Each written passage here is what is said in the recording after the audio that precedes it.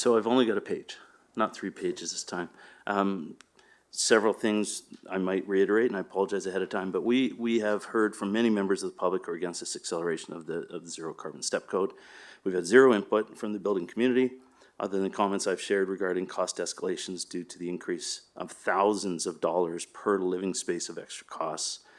We're going to push commercial developments out of North Cowichan because several commercial developments that we may have coming up will include restaurants, and restaurants need gas. You can't cook a good steak without gas. I've said that before. If we're going to push this forward and we can't have natural gas or we can't have gas backup fireplaces in new subdivisions, which is basically what Fortis has told us, they will not run lines to new subdivisions. People will put wood-burning fireplaces as backup. They will put propane fireplaces as backup.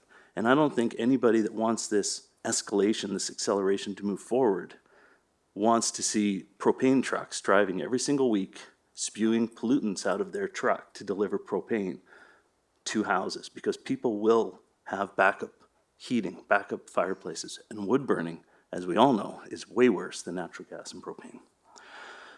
Again, making these changes in North Cowichan is expecting to make a dent in the 0.000000144% of greenhouse gases. I think is insanity.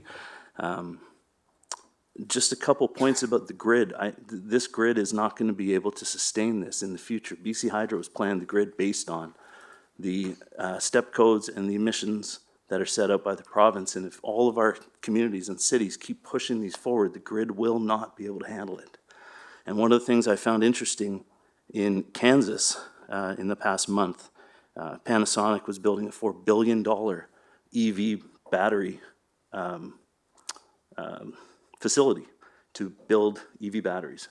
They don't have the grid for it, so they had to extend the coal-burning power plant 5 years from its de-escalation in order to feed that. That's going to happen here. If we keep pushing the accelerations forward, then we're going to have more coal-burning, natural gas-burning power plants to maintain. We don't have the hydro, we don't have the renewables to get us where we need to be.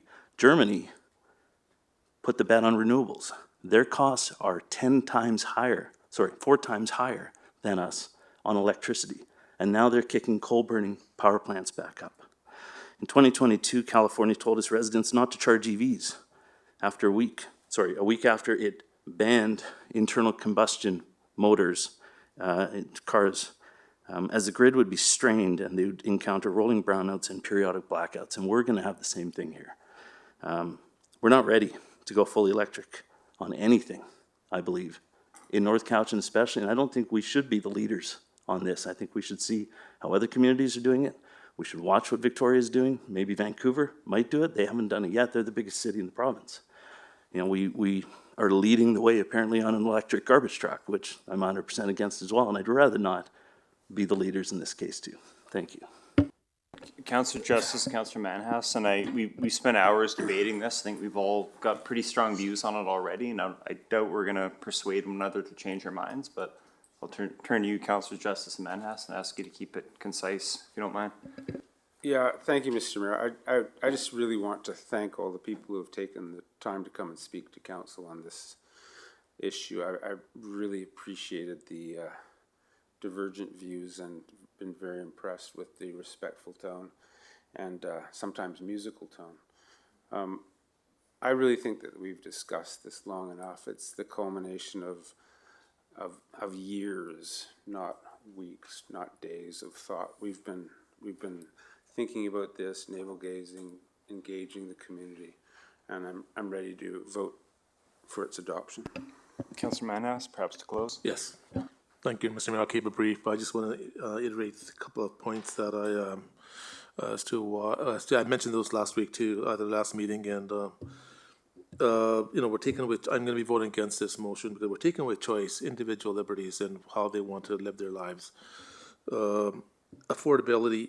We have an affordability issue, as Ms. Cruikshank said earlier, and we're just adding to the inaffordability by doing the 6 years ahead of the provincial mandated timelines, and also the lack of consultation with builders and the business sector. I think that not having consultation with that group, I think, was the biggest flaw in this, in moving this forward. Thank you.